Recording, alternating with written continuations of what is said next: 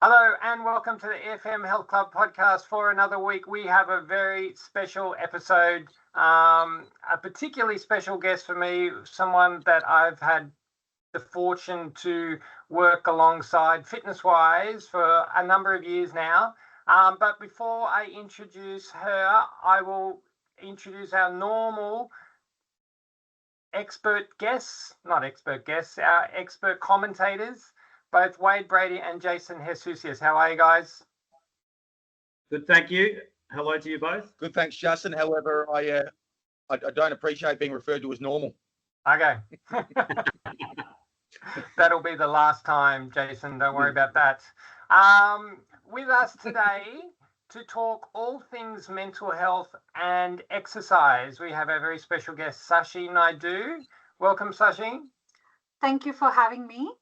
Sashi's first podcast ever. So because we're experts, we're going to kind of ease her along very gently, all kind of 15, 16 episodes for us. So we're considered experts. So Sashi's a clinical psychologist and deals with a whole range of patients. But we thought we'd get her on to talk about the link between exercise and mental health. And I think people generally put the two together and say, yes, you need to exercise, it's good for your mental health, but we don't actually, and I know I'm a little deficient in knowing exactly why. We kind of say it flippantly occasionally, like, yeah, it's good for your mental health, you should do it. But we wanted to make some links between the two, and not only why you should do it, but also perhaps if you're the person sitting here listening to this now and not exercising and can't actually get off the couch, how we can give you some strategies as to how you can possibly do that. So before we get into any of that, Shashi, let's have a chat about your exercise background. You've been coming to EFM for a couple of years now, at the very least. How are you enjoying the exercise? That's a very loaded question. And what's your previous experience exercise-wise? Yeah. Thanks, Justin. It is honestly a pleasure to be doing this podcast with you. And yes, it is my first podcast, but we have had similar chats. A few times. Yes, I have been with EFM for a few years now. And I do one-to-one session with Justin, and it's a wonderful kind of relationship. To answer the question, when did fitness become part of my life? Looking back, I think probably I was a bit more active as a child as well, into a lot of things. And because we did not have all those electronic distractions then, so it was all rough play and cycling and going to places and having fun. And then it went into probably my teen years into yoga. Yeah. And every kid back home is trained into yoga right from school. So that becomes part of the curriculum. And then you will get to display all these yoga poses that you learn on the school celebration day or the assembly. And then I went into aerobics.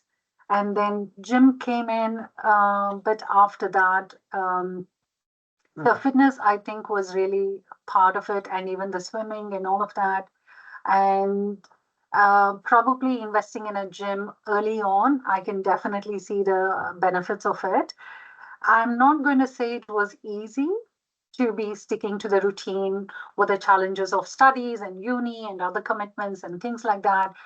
But, it definitely kind of took a back step for just during the exams and all that, where you put your life on hold and then it would come back very, very quickly. So luckily I had friends who were a bit more into fitness, and then probably even after the studies and all that, I and my friends, we invested in getting a gym membership, and we were training together. So they used to be really good memories. Coming here, probably me and my husband, the best thing we did was to get the gym membership, and we used to train together. So probably fitness has been there, part and parcel of our life. for a very, very long time, I would say. And I really struggled to keep up with it. Yes, on and off with the injuries and all of that. But then definitely I would be pushed back into it. And the other important thing I'm going to tell this to all my clients is I always encourage you to get a personal trainer, because I feel like you need someone to coach you, to mentor you. You need a personal trainer who can kind of understand. I was just telling this to my client. I want someone to understand my body, to know my body, and to know me. And I want them to kind of mentor and coach me. So that trusting relationship, I've had few personal trainers, and I have to say I've been lucky. From really, the youngest one was only 18, 19. Yeah. And then I have amazing Justin now. An old person. Not really. I'm still young. So it is a beautiful investment Yeah. that we can have, investing in a good gym and investing in a personal trainer. I've been to so many gyms, and I have to say, this was my first experience with EFM. This is similar to how we used to have gyms back home. It's more like, because my friend always used to talk about, oh, I went out with my gym friends, I socialize, and we go and do all these groups. And none of that existed in my previous gyms, of course, right? And here there's a lot of this fun things and activities and the group sessions. There's so much of energy. Yes, just feeling socially connected. And also, even when you're having like a lazy day, and even a text message like, oh, I'm feeling lazy, and someone to kind of prompt you, yep, that's okay. You can still come for half an hour or something. And that's enough, just to have that prompt. I really like that point you make about go and get a mentor, get a trainer. And I'm just sort of thinking about my own journey. And I think I didn't really need one so much. And then I thought, no, hang on. I played footy for all those years, and I was playing a pretty high level of basketball, and there were coaches and mentors there too. And then so there's a lot to learn off those that I guess translated to the gym when I went from playing footy and my basketball into the gym. So that's a really good point. I don't think there's really, if you leave it to your own devices and walk into a gym and you've never had any mentoring of like how to push yourself and how to get through those tough moments, like doing it on your own, it's I can see why people struggle. So yeah, I was sort of to say that was a really good point. And the way I look at it and the way I tell my clients is, this is you investing on yourself, right? Yeah, you're the priority, and this is me investing on myself, and this is part of my self-care. Yeah. Right? Yeah. When you look at it that way, it is like, yeah, it is really, really important. Yeah, especially with your job. So if we move into like the clinical psychologist part, your job is, I imagine, is reasonably stressful. Like client after client with particular range of different kind of issues that you're working with, but it's mentally draining to go to a place that's a little bit fresher and free at the end of the day, I imagine, is uplifting. Yeah, I wouldn't necessarily say it is stressful. I have to disagree with that.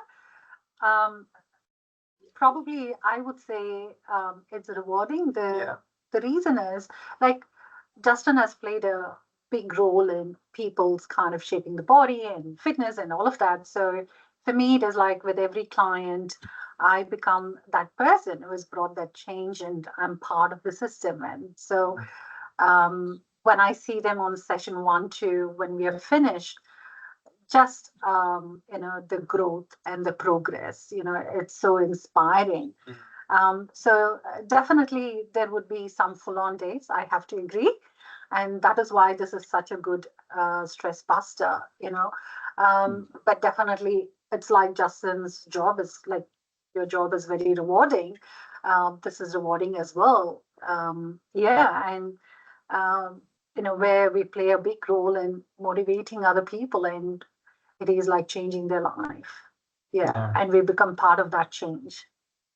Yeah. I think just on what you were talking about there, with the word stress, it's an interesting word because we tend to associate stress with things that we worry about or things that get us tense and wound up. Where stress isn't necessarily only that, right? Stress is also being fully engaged in what you're doing day in and day out, and maybe there aren't many breaks through the day. You know, in your role, you're giving your time maybe one-on-one, and you're 100% present for your client, the person you're trying to help, and it is rewarding and it is engaging, but that doesn't mean that it doesn't wear it down. So to add to your point, to then go and recharge at the end of the day or at the start of the day, whenever you train, switches that part of the brain off, is my understanding, and you get to engage a different part of your brain, and all those other positive things happen that hopefully we're going to talk about coming up. So Absolutely. And the clients will ask me, some of the clients would be like, how do you do what you do? How do you look after yourself? So yes, and I tell them, see, that is why I tell you to exercise. And yeah, that definitely helps me. Yeah. Yeah. So if we get to the, like, I guess then the next part of this, how exactly does exercise positively impact our mental health? We say it, and I said earlier, like sometimes I say it flippantly, you should do this because I roughly know what it is. How does it work? Yeah. So the simplest way of telling people would be, hey, if you exercise, you're going to produce happy hormones. Where am I producing from? Right? So we all have some neurotransmitters, right? They're produced in our brain. Yeah. And these neurotransmitters are really important and they serve different purpose, right? Yeah. So to name some of them that kind of are produced because of the exercise, one is the endorphins, right? We call it the happy hormones as well. So you exercise, then you increase the output of the endorphins. Then we have the dopamine, feeling good. Yeah, so that also. And, when we talk about this chemical imbalances in the brain or imbalance with these neurotransmitters, how are we going to set right that imbalance in the brain? Only by exercising. So that is why it is really important. The other way I would explain to people is when we are stressed, what do we produce? We produce stress hormones, right? The cortisol levels go up, right? So how are we going to get them out of the system, out of the body? The only way to get rid of them is by exercising and burning them. That way you would be able to release them. So if people are able to understand that, okay, these are the benefits and this is how I can kind of help myself, then they would engage in the process. So a lot of education around how it works is really, really important. Yeah.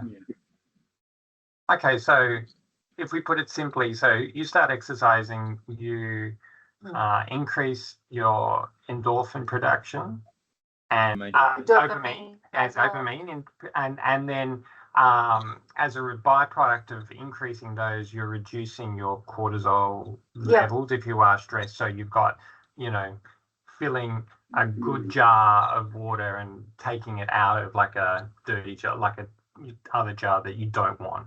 Absolutely. Yeah, that's how.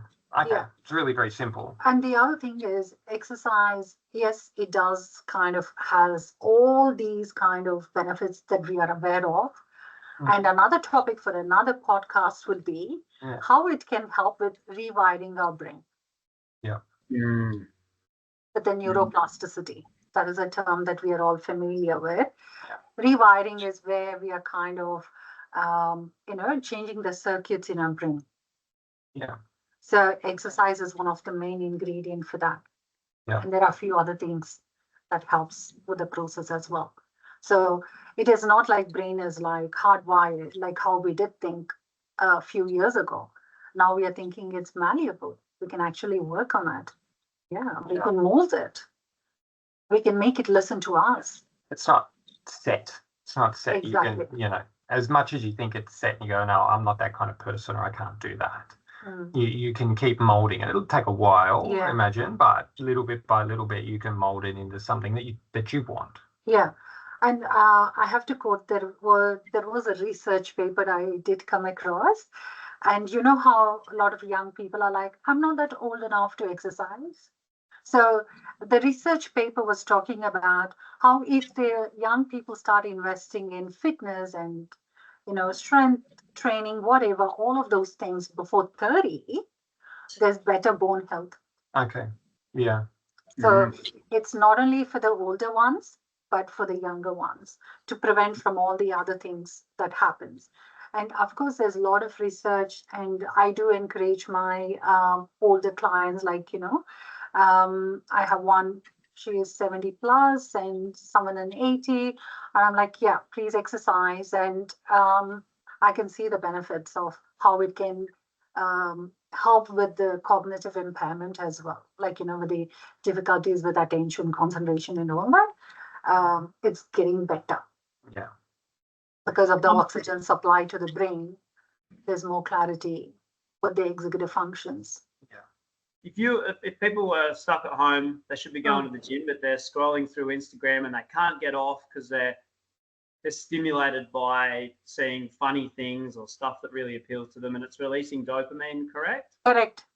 And as soon as you shut the phone off, it doesn't leave you feeling good for the rest of the day, like exercise. So I guess there's absolutely no endorphins being released at all when you're just like being stimulated by something on a screen, and you're not getting that clearing of the stress hormones as well. So like I'll just trying to work this in the conversation somewhere, because so many people spend so much time. That's a big part. Like I've got a theory: if smartphones didn't exist, more people would probably go to the gym because they'd have more time. But how can you sort of explain what's going on there? Like if you keep adding in dopamine, and you're not clearing out, like is that even going to create even more problems if you're creating dopamine on its own?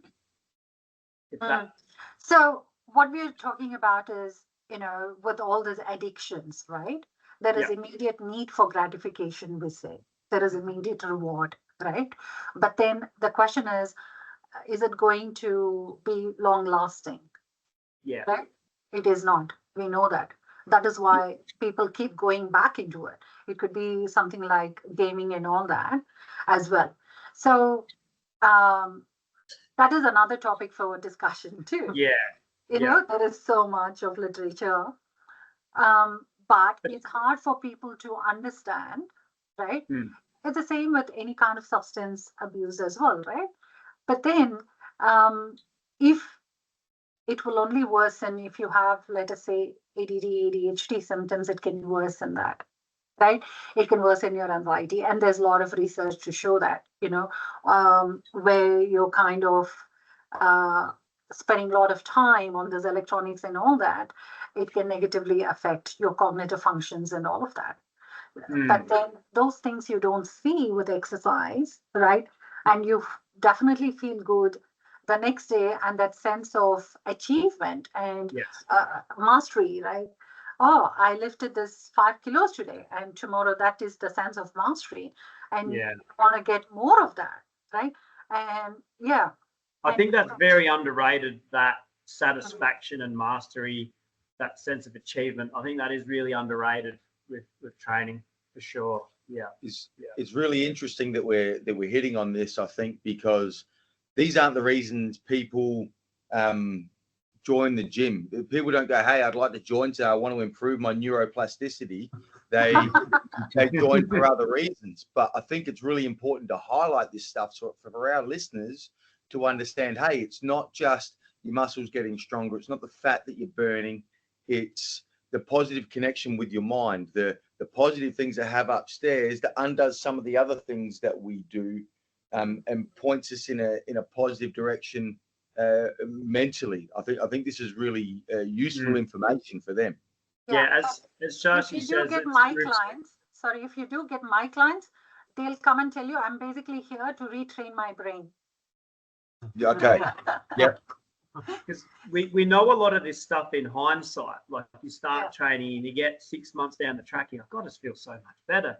But as you said before, Shashi, if you can actually empower people with this knowledge, like you're going to be way more likely to stick at it when it gets hard or embark on it in the first place. So no, it's so valuable knowing this stuff. Yeah, because now we are all kind of scared about dementia and that and this and things like that, right? So yes, this is what is going to keep our brain healthy. Yeah. Now I think we are understanding the diet side of things as well and the damage it can do, but definitely, how exercise is an important ingredient of that process as well. Is that satisfaction part of exercising? Is that why people keep going back to Instagram and gaming, because they're looking for a more sense of satisfaction that they're never going to get? Like, you're never going to be satisfied with that last video clip you saw on Instagram. Why you keep searching? Absolutely.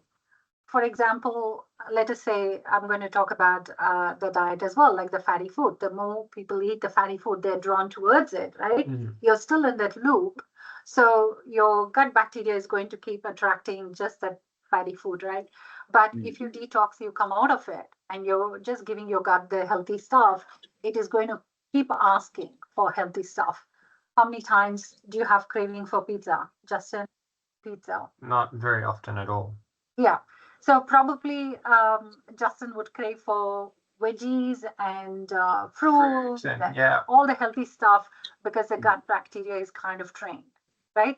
So this is the loop that we get into, and it is really hard to break that loop, that cycle. So can exercise help with breaking that loop? Definitely it can. As I was doing a bit more research for our talk, it was so interesting and it was just refreshing for me as well. Like, I've been telling people the right things, so a bit of reassurance for me. I always told people if they have anxiety that they should do cardio, right? And there is research to show that at least 20 minutes of cardio where you really feel puffed out. I'm usually telling my anxiety patients to do that. And then with the ADHD, it is the same thing. Exercise and the cardio based definitely helps. And definitely, people with depression, they need to have, otherwise they will get housebound. And probably it is the confidence as well. I won't be able to do. A lot of my clients will say, I won't be able to do. And that is when I'm telling them, then why don't you invest in a personal trainer? They'll make sure that you do it. And it can be in a really graduated fashion, like baby steps. They're not going to expect you to run a marathon the day you enter the gym, right? So those are the benefits. And I tell them, most of the personal trainers are well aware of the mental health issues. So I would encourage my clients to even kind of confide if they felt comfortable with the trainer. Hey, I have panic attacks or I have anxiety. And then the personal trainer can kind of have that one-to-one chat and support them. That has helped a lot of my clients. That's again, that's super helpful. The fad to me in the last 10 years with fitness has been everything's about strength training. Everything's about getting stronger. It's all about your bone density. It's all about having enough muscle to get you through your later years. And there's been, to me, my observation is it's this trend away from cardiovascular exercise, like it's some sort of, demon that's going to suck your muscles away. And to hear you say to us what that does for your mental health, what that does for anxiety, what that does for people with ADHD, I think that's super helpful because again, we as trainers preach the benefits of cardiovascular exercise, the benefits on the heart and the lungs, but to hear that about what it does for the mind as well, I think is I think it's super helpful and tells us that we're on the right track. Just to give you an example with anxiety, the symptoms are either palpitations or butterflies in the stomach and feeling uneasy and nervous and all of that, right? Mhm. So for a lot of the clients, it is the palpitations. My heart beats really fast, and then my breathing kind of becomes shallow and all of that. So when they go on any of these machines, right, it is so helpful where they can negate that message. Yes, I can feel my heartbeat, but I am able to control it. So Yeah. that's a beautiful benefit that I have, kind of understood. And I'm like, no, it'll be really good for you. You will struggle the first time, but the more you're able to kind of go with it, the body will desensitize to it and it will Mhm. recognize you're not having an anxiety attack. Yeah. Yeah. Yeah. That's really useful information for us. And so I think instinctively and generally we know it, but to understand the specifics of it, I think it's good. This turning into a podcast for other trainers to listen to rather than our members and gym goers. It's good. It's So it's yeah, both though. Absolutely, it's both. I think Yeah. it's really helpful for our members to know that stuff, for the listeners to know that this is the reason why these things are good for you, not just the obvious. not just because we tell you. Mm. Yeah. Yeah, well, people often come up with all the reasons why they can't train today. We're trying to counter that with giving you all the reasons why you Why you should make should. it happen. Yeah. Absolutely. And the other thing is, people struggle to trust, right? And people with mental health issues will have trust issues as well. All of us have that, right? Yes. Yeah, and it is hard to connect with people, but if they really can sense that you're really genuine and transparent and honest with them, that's all they need. Yeah. And it's like people. And they will blindly do whatever you want them to do. Yeah, it's the other hard thing I feel like I'm up against is people get uncomfortable when you're challenging their belief system. So, like on lots of topics, like people can get defensive, and like maybe fitness is a bit different because I'm the expert and they trust it. As you said, I use the word trust again. But yeah, just a funny one when I meet people out and about and I tell them what I do. And I say I'm a trainer or I've got a gym or something. They see them just get a bit uncomfortable when I tell them that because they feel guilty. Get that all the time. And they immediately start telling you about the little bits of exercise they do, but they're going to do more soon. Okay, Yeah. all right. Yeah. Or maybe you're challenging their belief in what they're capable of, Wade. I think that's what you were meaning, right? So you're challenging their, I think we generally believe people are able to do more than they think they can. Yeah. I'm probably talking about more like specific things like I've got a sore knee, I can't train. You know what I mean? And I'm like, you can still work your knee. So that's challenging a belief system. And that's hard. That's hard. A lot of people stop because there's a niggle, and I'm calling them growing pains now. Just trying to rebrand it because it might hurt, but it'll only hurt for a little while and it'll go away again. Ask anyone that's training regularly. Little growing pains come and go all the time. So there's isolated things like that is challenging, I suppose. I think that's challenging their belief system, isn't it? Yes, and it is the trust.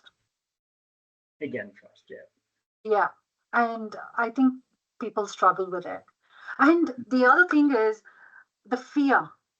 Yeah. Yeah. Okay, and we cannot overlook fear. Yeah. Okay, fear that I'm just recovering from an injury and I don't want to be in that state, and I can relate to this. And then your trainer is kind of challenging you to do something like you're like, oh no. So probably even meeting the midway, like not the full squat, but maybe in between. Okay, and this is how it is going to help you and educating.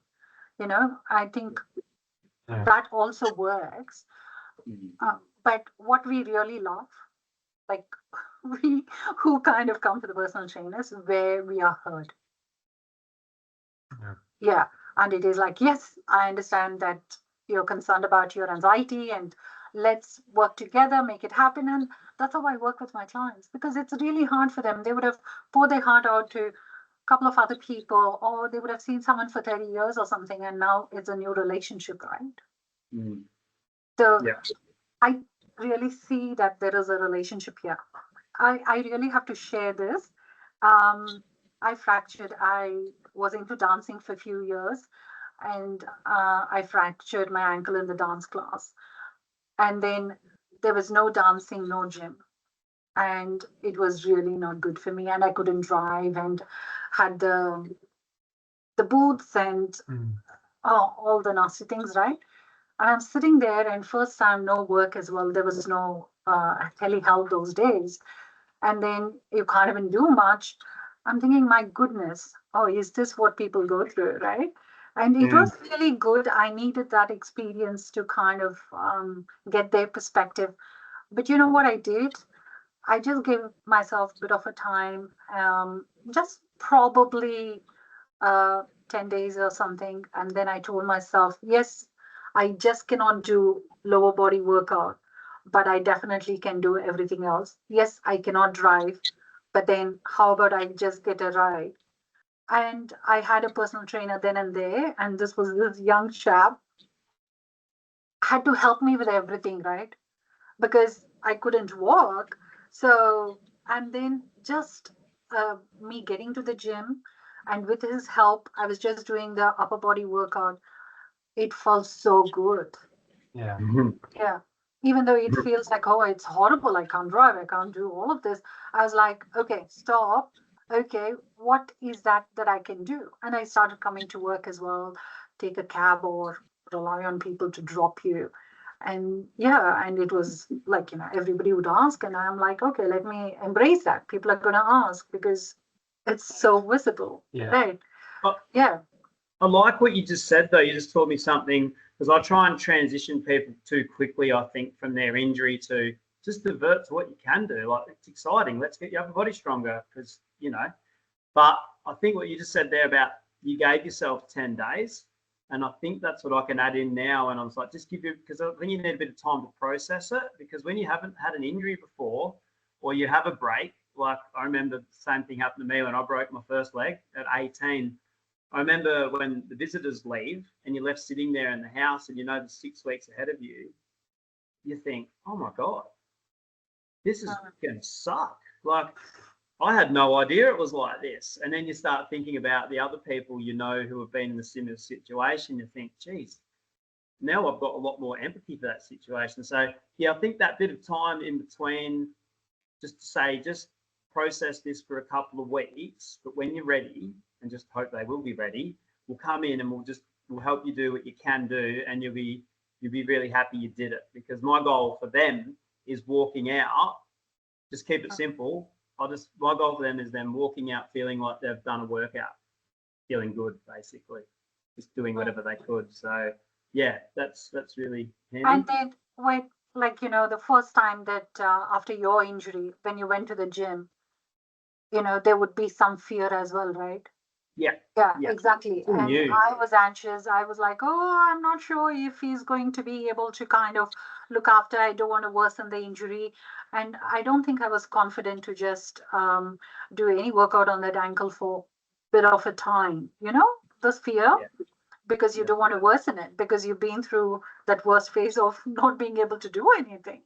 So that fear is something people would have, whether they've had a past history of injury or not, or it is just the fear is part of their anxiety or persona, no idea.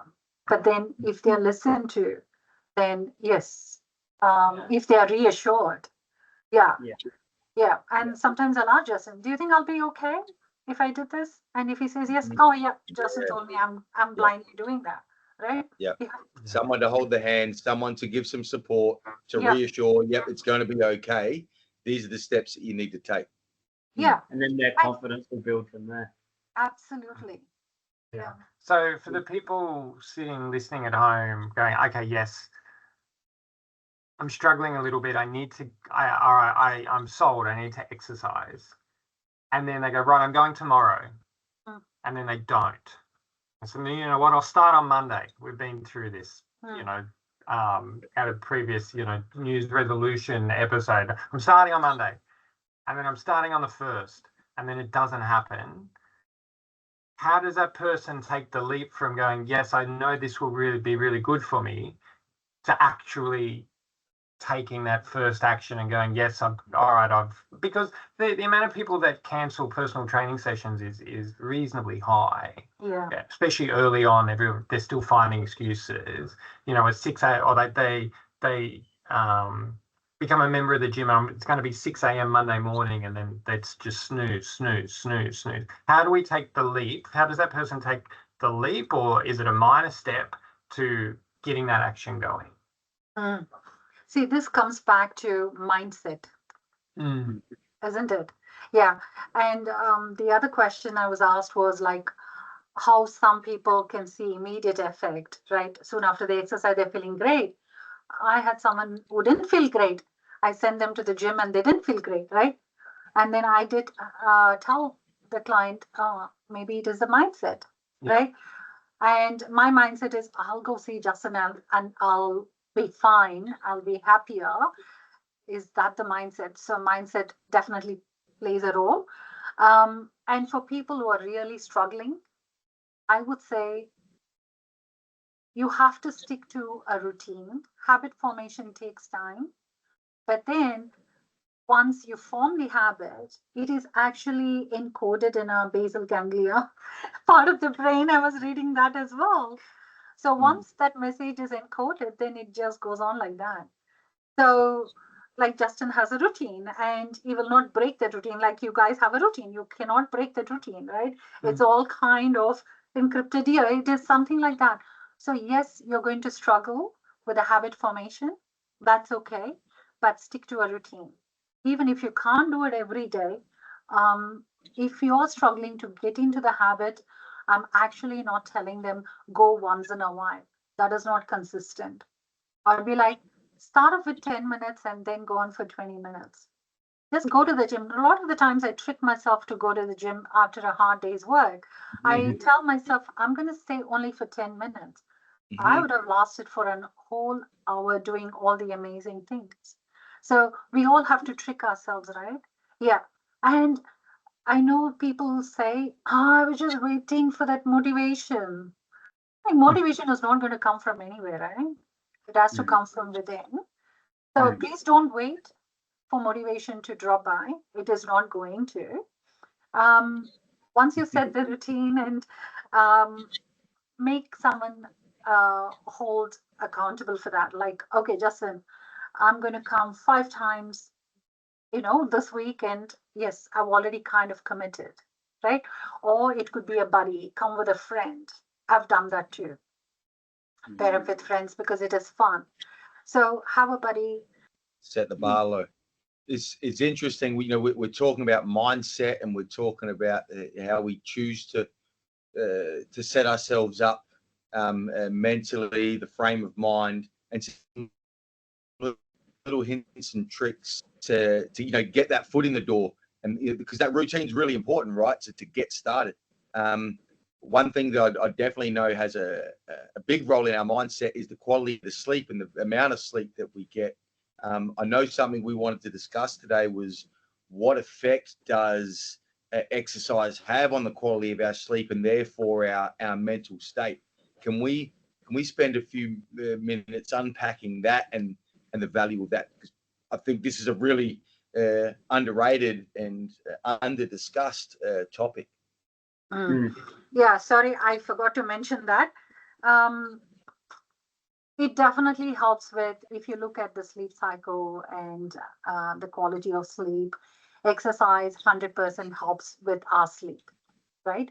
And people who have initial insomnia, any kind of insomnia, all the sleep issues, the first thing I'm telling them is, are you exercising? If you're not, just exercise, because that will definitely help with the sleep cycle.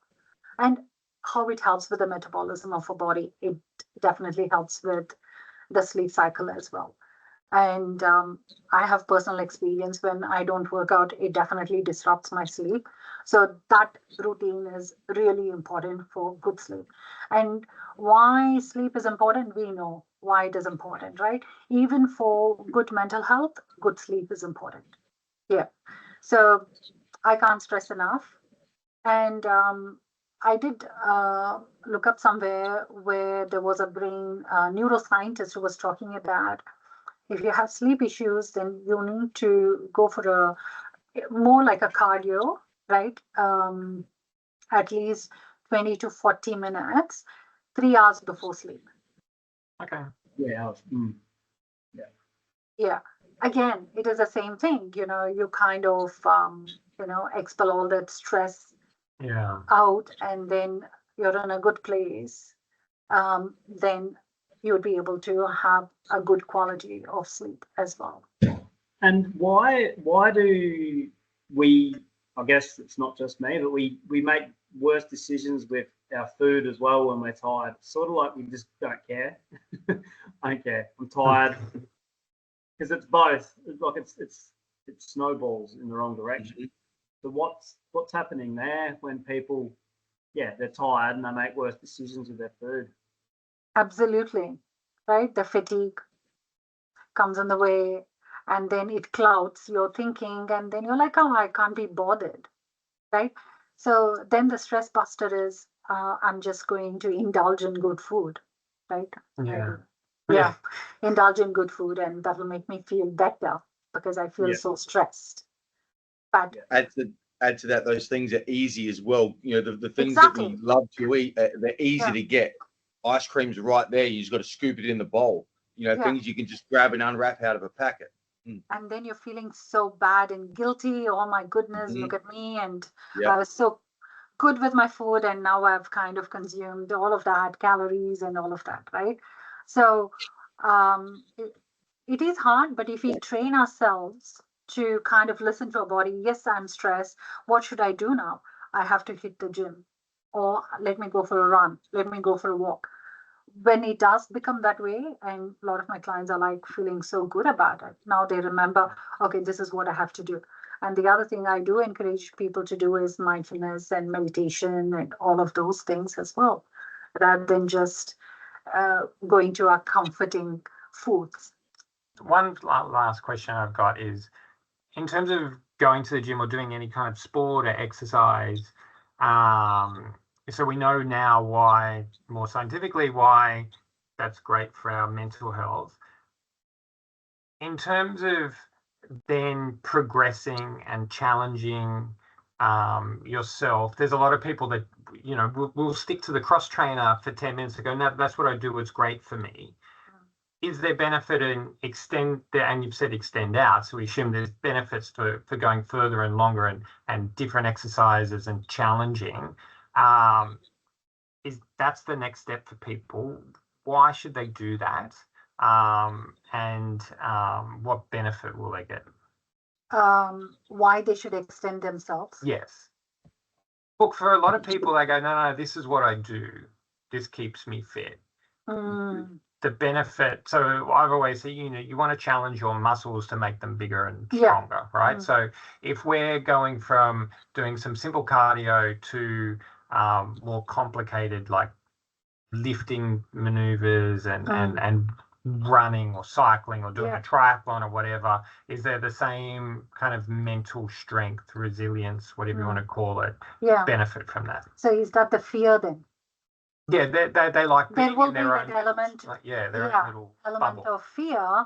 Yes, and probably I would break that fear first with them and ask them, today can we kind of add other things? Yes, there are clients who would be like, oh, you just told me to just go and do that, and that's all I'm doing. And I'm like, okay, you've done that for a week. And a lot of the times I'm kind of telling them, if they don't have a personal trainer, like, okay, do you want to try this and things? It is important to challenge, isn't it? But why? Like, what does that individual person get out of it? So I know myself, starting from running 5 kilometers and then getting up to a marathon, there's a sense of satisfaction and I feel fitter and stronger and whatever. It comes back to the goals of the person, right? Yeah. And asking them, okay, and I'm sure Justin asks every single person, like, your goals for the gym, and that's a beautiful thing. And then you can kind of say, hey, your goal is to get fit, right? Yeah, this is good, like 20 minutes. Now I want you to be doing this. Yeah. And next week probably we'll try, and this is again the confidence stuff, right? I've had people who are like in their 60s are like, I've never ever been to a gym, right? So for me to convince them and for them to even get into the door is a big deal. I understand that. So it's okay, you do that for a week, but it's really important to challenge yourself because of all the benefits that. So with the more challenges, does better mental health care, is come as a result? Absolutely. Yeah. I was just trying to make sure you said it right. Yeah. It's coming from me. Absolutely. The self-esteem stuff. There is this a person, a very young person that I was seeing, and then the personal trainer was so instrumental in this kid who was struggling with eating disorders. And just the gym, one time of the gym, and the personal trainer that he connected with changed his life. Mm. Do you know what he is today? He's a personal trainer. Yeah. It's amazing. So Yeah. all that body image issues and everything, he was able to fight through this, program and learn to eat healthy and all of these things. So he got the best person there, So kind of. there is like a step-by-step process. So we Absolutely. start by feeling just slightly better, and maybe not immediately after your first exercise session, but you eventually get there. You feel a little better, a little better, a little better, and then there are all these not just thinking more clearly and feeling better generally, but these flow-on effects the more you do it, and I guess the more you challenge yourself, and the wider range of things you do. Yeah. So that we flow into this, self-image that improves over time, and then your goals will probably shift over time as well as Absolutely. you get. And the confidence, right? The confidence grows as well. The first day at the gym, oh, I was so nervous. Oh, I didn't know what this machines to do. Like, and then maybe if you ask the person, oh, I feel very confident now after a month in the gym. I know about all these machines. Yeah. I've got to ask this one question before we finish. I think we're getting towards the end. And it's the obvious question. We're at the EFM podcast, and we're a big pillar of what makes us what we are is the social connection, the social experience you get every time you go, not every time, but when you're in a social mood. So the question is, can you explain like why social connection is good for us? Because obviously compared to going to a gym on your own, putting your earbuds in and just completely isolating yourself from a room full of people, like what are the benefits of being socially connected to people? We know that social connectedness is really key for a good mental health. Yep. And I'm so sorry to say that the prevalence of anxiety and depression, all those mental health issues, they've definitely, risen, right? Even before COVID. And after COVID, it's worse, right? The social isolation part definitely hit us all, right? So, is that enough evidence to show people? Yes, it definitely helps feeling connected. I'm 100% sure that the women or men who have chat to Justin probably he's the only one who's listening to them sometimes. Yeah. And that is really good. At least they're able to offload, right? And we generally kind of organize like, get-togethers and all of that. And that's never been part of other gyms as well. So as I did mention at the beginning, that is really, really good for people who are going through anxiety or depression or any kind of stress, to feel like I belong, here. And then a message from Justin like, hey, why are you not turning up for the gym or whatever? It's like, oh, somebody really cares about us, right? And a lot of the times I'm like, when are you going to message me? And he's like, when you stop coming. Because other people will tell me, and I'm like, you're not messaging me. So that is really good. And I think we all like that, where we feel like we're being taken care of. And I would invest in that kind of a gym where they're looking after me, right? Yeah. And there is less of that these days, where we are not present, we are not connected, right? Yeah, we are isolating. So I think EFM is really great in that Yeah. that way. Yeah, you're right. You said that way. It's like that is one of the pillars of EFM. It's a bit more than a gym.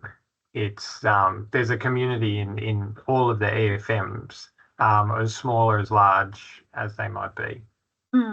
Yeah. And there is a bit of education imparted to people where somebody will be talking or Justin will be educating them. This is really good exposure to people. You don't know, if they're probably housebound or whatever, Yeah. isn't it? Yeah. Have we got any more, boys? That's probably a good place to finish. Yeah. I think so. Yeah. Agreed. That was fantastic. I think it's a real eye opener, not just for us, but obviously for our listeners as well. So thank you, Shashi, for sharing your time and your knowledge with us today. Thank you so much, Jason. Yes, I'll say the same thing. I feel like training people is easy and giving people alternative exercise and helping them. But the hard part is trying to best set people up. So you've given us quite a few tools to walk away with today. So yeah, we appreciate it. Thank you very much. Thank you. Thank you. All right. Yeah. Thanks, guys. Thank you, Shashi. Much appreciated. That is the EFM Health Club podcast for another week. We'll catch you soon.